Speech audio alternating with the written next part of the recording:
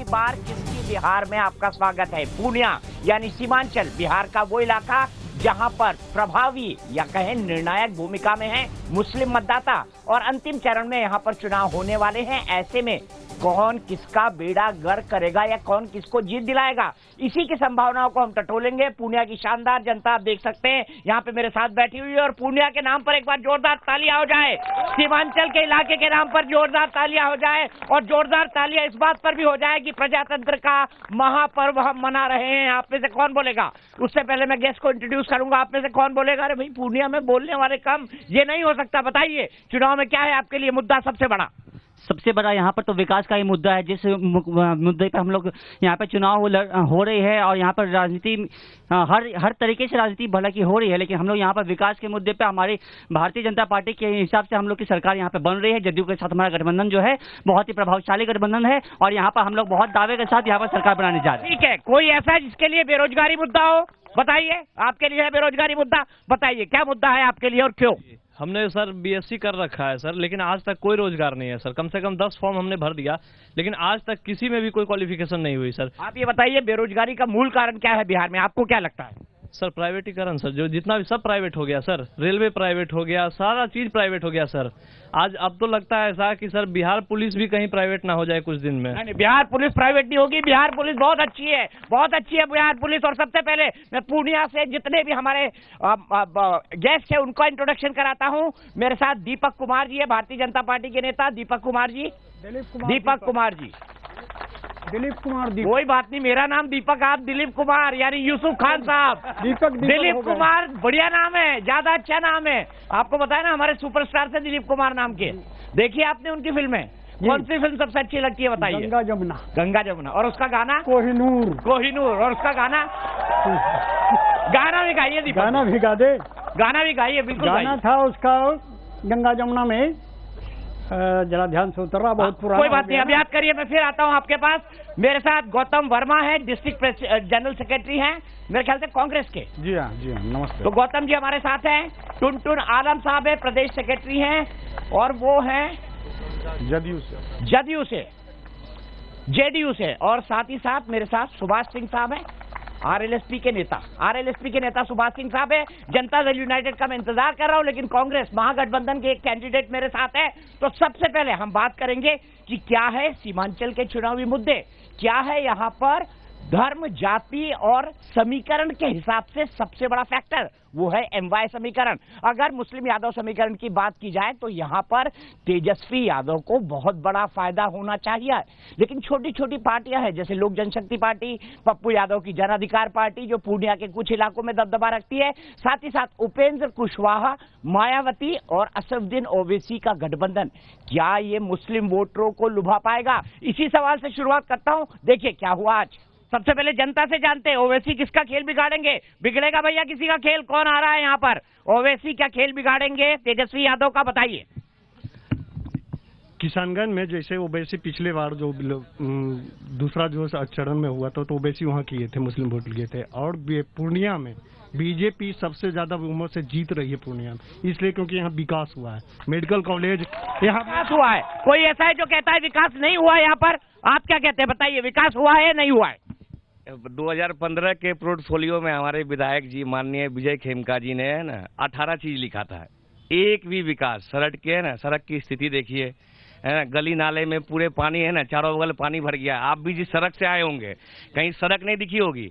30 centimetre की रहती है पीसीसी की सड़क, बिटुमिन की सड़क 15 सेंटीमीटर की रहती है। 30 साल का रहता है सड़क का निर्माण का, 30 साल तक नहीं टूटनी चाहिए WBM रोड, लेकिन है ना ये 30 साल तो छोड़ दिए, 3 महीने तक है ना वो रोड खत्म हो जाती है। क्यों खत्म हो जाती है? करप्शन होता है इसलिए? करप्शन नहीं है ना, करप्शन तो छोड़ दीजिए है ना। हमारे विधायक जी हमारे क्षेत्र पूर्णिया में कहीं भी आज तक आने का काम नहीं किए हैं। आज तक हमारी जनता बता दे अपने दिल से, है कहीं कहीं कहीं भी आई हो कभी? विधायक जी आते नहीं है भैया, आरोप लग रहा है विधायक जी आते नहीं। मेडिकल कॉलेज पूर्णिया में कोई भी पार्क नहीं था, बच्चों के खेलने के लिए कोई पार्क नहीं था, धूर पार्क बना। Medical college Purnia medical college सरकारी मेडिकल कॉलेज है, सबसे बड़ा मेडिकल का पूर्णिया सीमांचल का हब। दिलीप कुमार जी सबसे पहले सवाल आपसे, बताइए विधायक जी आते नहीं है कॉन्स्टिट्यूएंसी में, ये लोगों की शिकायत है। विधायक जी इतना आते हैं कि एक एक जनता उनको नाम से और चेहरे से पहचानती है। अब देखिए, किसी ने अगर अपने आंख पर अगर चश्मा लगा रखा होगा तब तो मैं नहीं कह सकता। चश्मा लगाने के बाद नहीं दिखाई देता है कुछ लोगों को ज्यादा दिखाई देता है। तो जो लोग नहीं देखते हैं ये उनका दुर्भाग्य है, वो तो बार बार घूमते हैं। यहाँ तक कि कोरोना काल में भी उन्होंने जनता से संपर्क स्थापित किया। बताइए स्थापित किया संपर्क, विधायक जी ने संपर्क स्थापित किया कोरोना काल में जनता से। सबसे बड़ी बात यह है कि सीने में जलन, आंखों में तूफान सा क्यों है? इस शहर में विधायक से हर शख्स परेशान सा क्यों है? वाह वाह, क्या शेर बनाया आपने विधायक जी के लिए शेर। तो आप ये जान जाइए कि मरहूम अजीत सरकार और कमलदेव बाबू के बाद इस जिला में कोई प्रतिनिधि नजर नहीं आया, प्रतिनिधि नाम का चीज जो जनता के सवालों को लेकर लड़ सके, भ्रष्टाचार के बिंदु पर लड़ सके, अफसरशाही के मामले में लड़ सके। ऐसे जनप्रतिनिधि किसी को हिम्मत नहीं है एनडीए के कि यहाँ लड़ सके। और मैंने देखा, आप जरा बोलने दीजिए, उस जमाने में भी 12 बजे रात में हम लोग घुमा करते थे। आप ये जानिए, पहले तो यहाँ उन लोग आप लोग बोल दीजिए, शांत हो जाओ भैया, सुन लो। बोलने दीजिए। सबसे बड़ा बात है कि सच्चाई आप लोग सुनने के लिए तैयार नहीं है। एक भी मामला बता दीजिए जिसमें विधायक ने सड़क पर उतर करके यहाँ के अफसरों के खिलाफ, यहाँ के कानून व्यवस्था के खिलाफ आवाज उठाने का। बताइए जेडीयू के नेता बताइए, ये कह रहे हैं कि विधायक ने कोई काम नहीं किया। हम बड़े मुद्दे पर आएंगे लेकिन इसका जवाब देते हुए जाइए, क्योंकि आप गठबंधन के पार्ट है, एनडीए गठबंधन का हिस्सा है। जनता के साथ हूँ और जनता ने जो आवाज उठाई है विधायक के बारे में वो सच्चाई है। हम लोग गठबंधन में हैं, लेकिन सच्चाई है। इधर आइए, थोड़ा इधर आइए, इनकी बात भी सुनिए, माइक को लेकर आइएगा। भाई ये तो बीजेपी और जेडीयू भिड़ गए आपस में। दिलीप जी क्या हो रहा है? क्या हो रहा है दिलीप जी, क्या हो रहा है? जेडीयू के नेता बोल रहे हैं कि पूर्णिया में विकास नहीं हुई है। ये पूर्णिया में अगर विकास नहीं हुई है तो विश्वविद्यालय यहाँ कैसे आ गया? ये पहले विश्वविद्यालय है क्या? यहाँ पहले मेडिकल कॉलेज माननीय मुख्यमंत्री का देना है जो पूर्णिया से लगा। यहाँ पर कृषि विश्वविद्यालय का कुछ योगदान नहीं रहा, विधायक का कोई योगदान नहीं। भाई जेडीयू के कह रहे हैं विधायक का कोई योगदान नहीं, आप मानते हैं? ये मुख्यमंत्री का योगदान है। ये कह रहे हैं नहीं, मुख्यमंत्री जी का योगदान है। पर भैया बीजेपी और जेडीयू भिड़ क्यों लिए ये तो बताइए। बीजेपी जेडीयू गठबंधन में दिक्कत है, दिक्कत है। मैं जो सच्चाई में बताया, माननीय मुख्यमंत्री का देन है। मेडिकल कॉलेज, कृषि कॉलेज, वह मुख्यमंत्री का देन है, किसी एमपी एमएलए का देन नहीं है, समझे? और ये जो है पूर्णिया में विकास नहीं हो रही। ये क्यों पीछे पड़े हैं आपके कैंडिडेट के, ये बता दीजिए। ये तो आपके गठबंधन वाले, जनता दल यूनाइटेड वाले विधायक के खिलाफ बोल रहे हैं। क्यों? विधायक के खिलाफ नहीं बोल रहे, वो जो है अपना आक्रोश निकाल रहे हैं किसी बात को लेकर के। अगर सही माने में वो गठबंधन के उम्मीदवार हैं, गठबंधन की ओर से यहाँ बोलने के लिए आए हैं, तो गठबंधन का धर्म बोलता है कि आप जो है बीजेपी के उम्मीदवार को सपोर्ट कीजिए। यहाँ से लगता है उनका उम्मीदवार नहीं है, शायद किसी बात का हो सकता है। हर गठबंधन में गड़बड़ झाला है, तो जेडीयू और बीजेपी के बीच की दिक्कत आपको अभी दिख गई, बाकी दिक्कतें दिखाता हूँ। लेकिन एक व्यापक मुद्दे की तरह जाता हूँ। कांग्रेस पाकिस्तान की भाषा बोलती है, ये आरोप लगाया है भारतीय जनता पार्टी के राष्ट्रीय अध्यक्ष जेपी नड्डा जी ने। सुनिए जेपी नड्डा जी ने क्या कहा और फिर एक बड़ी और व्यापक बहस की शुरुआत करेंगे। सुनिए जेपी नड्डा जी ने क्या कहा। बिहार की जनता जानती है कि आरजेडी का कैरेक्टर जंगल राज का है, अराजकता का है। साथ में मिल गए माले जो विध्वंसकारी हैं, साथ में मिल गए कांग्रेस पार्टी जो आजकल भारत के राष्ट्र के हितों के खिलाफ बोलने के लिए जाने जा रहे हैं और पाकिस्तान के स्पोक्स पर्सन बने हुए हैं। तो ऐसे में बिहार की जनता जागरूक जनता है। जयप्रकाश नारायण की धरती है, राजेंद्र प्रसाद की धरती है, महात्मा बुद्ध की धरती है। बिहार की जनता जानती है कि आरजेडी का कैरेक्टर जंगल राज का है, अराजकता का है। साथ में मिल गए माले जो विध्वंसकारी हैं, साथ में मिल गए कांग्रेस पार्टी जो आजकल भारत के राष्ट्र के हितों के खिलाफ बोलने के लिए जाने जा रहे हैं और पाकिस्तान के स्पोक्स पर्सन बने हुए हैं। तो ऐसे में बिहार की जनता जागरूक जनता है। जयप्रकाश नारायण की धरती है, राजेंद्र प्रसाद की धरती है, महात्मा बुद्ध की धरती है। सवाल आपसे, भाजपा के राष्ट्रीय अध्यक्ष बोल रहे हैं, आप तो पाकिस्तान की भाषा बोल रहे थे। पुलवामा हमले पर मांग रहे थे कि आरडीएक्स कहाँ आया, पुलवामा हमला मोदी जी ने कराया, ये तक आरोप लगा दिया कांग्रेस पार्टी वालों ने। अब पाकिस्तान बोल रहा है कि पुलवामा हमला तो हमने कराया था। तो कांग्रेस पार्टी पाकिस्तान की स्पोक्स पर्सन क्यों बन गई है, ये बात जेपी नड्डा जी कह रहे हैं। पहली बात तो ये है कि जिनका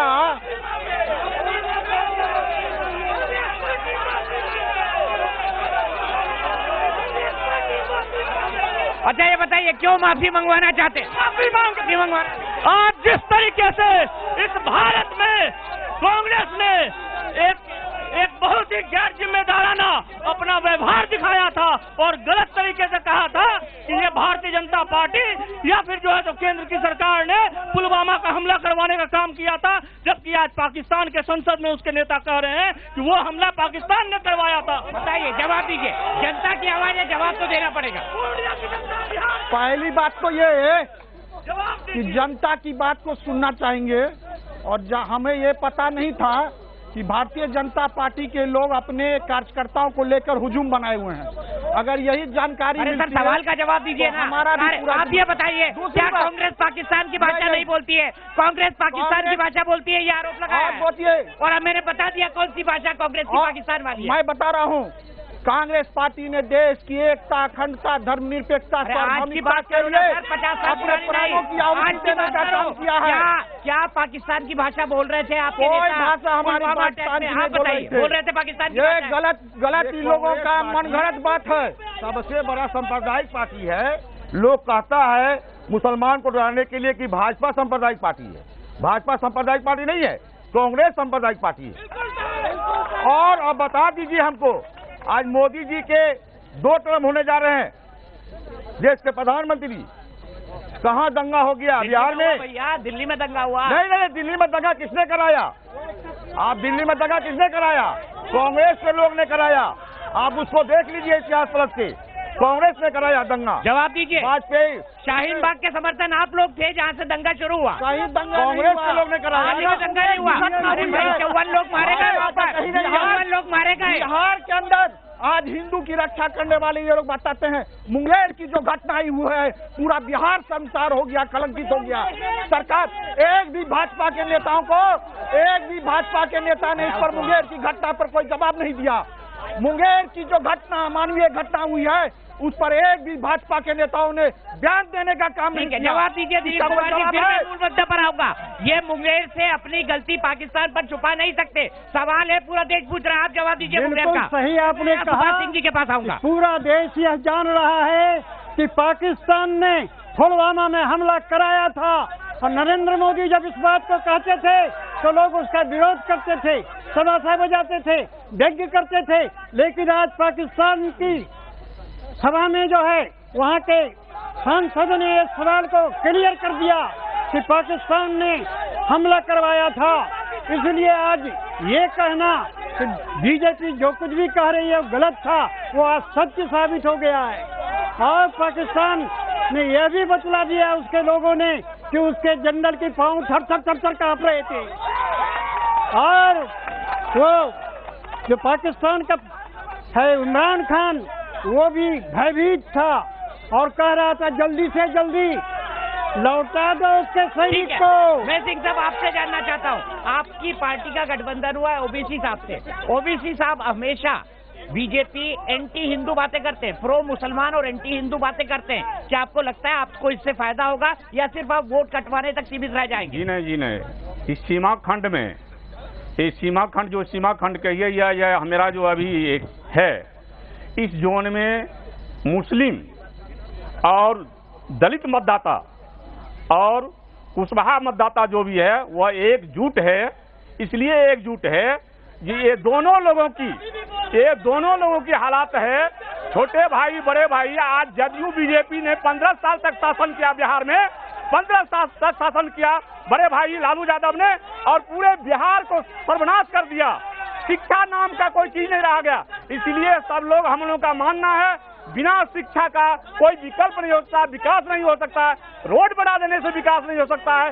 शिक्षा सभी जाति धर्म के लोगों को जरूरत है, इसीलिए शिक्षा हम लोग का बड़ा मुद्दा है। और जब शिक्षित हो जाएगा जनता तो अपने आप विकास होगा। वो ठीक है, आपने शिक्षित होगा तो विकास होगा। और आपने ओवैसी जैसे आदमी को क्यों ले लिया जो दिन भर एंटी हिंदू बातें बोलता है? एंटी हिंदू ओबीसी कभी हिंदू विरोधी बात नहीं बोलता। आप उनके ट्वीट उठा के पढ़ लीजिए आप खोलिए ना ट्विटर की टाइमलाइन, आप खोलिए। फ्रांस के आतंकवाद का समर्थन कर रहे हैं, भारत उसका विरोध। नहीं, अगर सच बोल रहा है ओबीसी तो वो आतंक देखिए ये क्या है। अगर बीजेपी के खेमा में आप चले जाइए कोई आतंकवादी, वो साधु हो जाता है। अगर वो मेरे खेमा में आ जाता है तो आतंकवादी बीजेपी जो भी आतंकवादी अभी देखो बताओ ना, एक आतंकवादी बता दो बीजेपी के। आप देखेंगे साध्वी चार्जशीट ही नहीं कर पाई, इस पर चार्जशीट ही नहीं कर पाई है ना। ये 10 साल कांग्रेस की सरकार थी, क्या कर पाई चार्जशीट है ना ये साध्वी पर?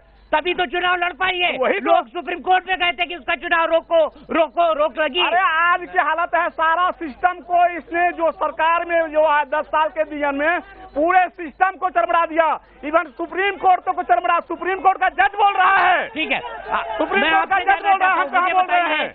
आप महागठबंधन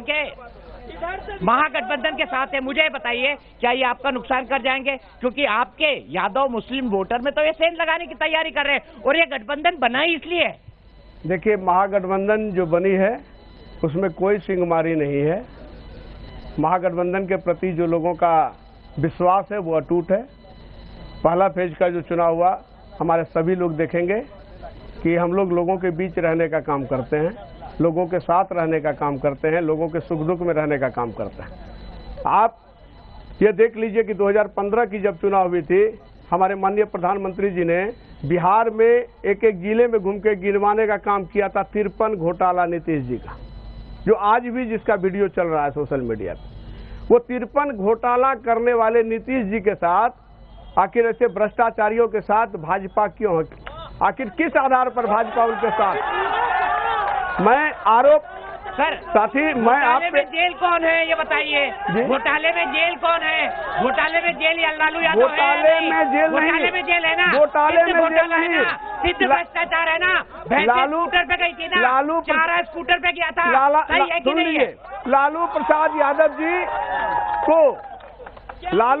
यादव जी को गरीबों के मसीहा को इंटेंशनली फंसाया गया। अच्छा, फंसाया गया लालू यादव को। जी नहीं, लालू यादव अपने कर्म के कारण फंसे। उन्होंने चारा चोरी किया, उन्होंने जनता को धोखा दिया, उन्होंने जो जनता को धोखा दिया इसका सजा। आप बताइए बेटिया, क्या लालू यादव को फंसाया गया है? नहीं, वो इसी लायक ही था। चारा घोटाला, वो पहले भी मुख्यमंत्री भी था तो बिहार को बर्बाद कर दिया। जंगल राज, रेल मंत्री रहा तो रेल मंत्री भी रहा तो रेल में भी सब कुछ घोटाला किया, इसीलिए अभी वो जेल में और जेल में ही रहेगा वो। फिलहाल एक ब्रेक के लिए रुक रहे हैं, लेकिन ब्रेक के बाद जब वापस आएंगे तो हम बात करेंगे। बीजेपी ने जो कांग्रेस पर आरोप लगाया है वो इसलिए भी लगाया है क्योंकि कांग्रेस के नेताओं ने फ्रांस के आतंकवाद के खिलाफ नहीं, उसके समर्थन में प्रदर्शन किया, आतंकवादियों के समर्थन में प्रदर्शन किया। वो फुटेज दिखाएंगे आपको। मैं पीसीआर से रिक्वेस्ट करता हूं भोपाल की फुटेज निकालें। कांग्रेस के नेता से हम बात करेंगे, जनता से सवाल पूछेंगे कि फ्रांस के आतंकवाद का क्या भारत में समर्थन करना उचित है या हम सबको आतंकवाद के खिलाफ खड़ा होना है। एक ब्रेक।